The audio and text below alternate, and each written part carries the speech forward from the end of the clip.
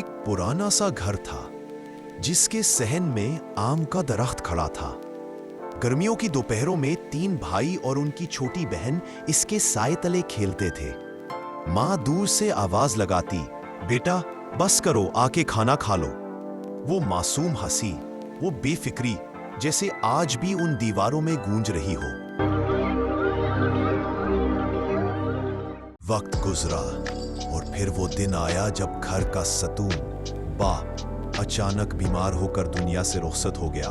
माँ ने सब्र किया, मगर सदमा इतना शदीद था कि वो भी जल्द दुनिया छोड़ गई। यूं चंद बरसों में वो घर जो वालिदैन की दुआओं से आबाद था, यतीमी के सन्नाटे में डूब गया। वालिदैन के जाने के बाद कुछ अरसा तो सब ठीक रहा, मगर फिर एक दिन अहमद ने कहा, अब्बा की जमीन और दुकानें बांटनी चाहिए। बहन नायाब रो पड़ी, अब्बा की कब्र की मिट्टी अभी खुश्क नहीं हुई और तुम जायदाद की बात कर रहे हो। ये वो लम्हा था जब रिश्तों में पहली दरार पड़ी। अहमद बार बार कहता रहा, ये हमारा हक है।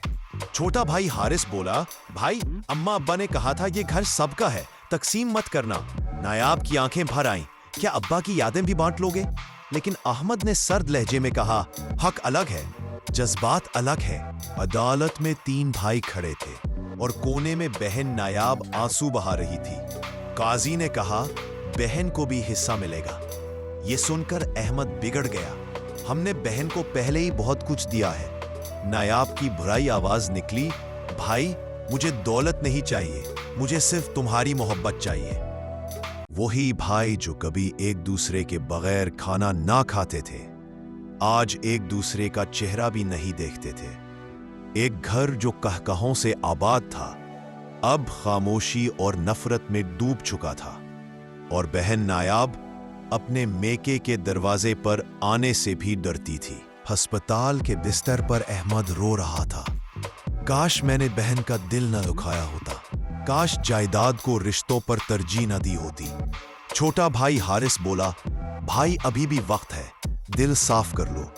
अहमद ने बहन नायाब की तरफ देखा, बहन मुआफ कर दो, और नायाब दौड़कर भाई के सीने से लग गई।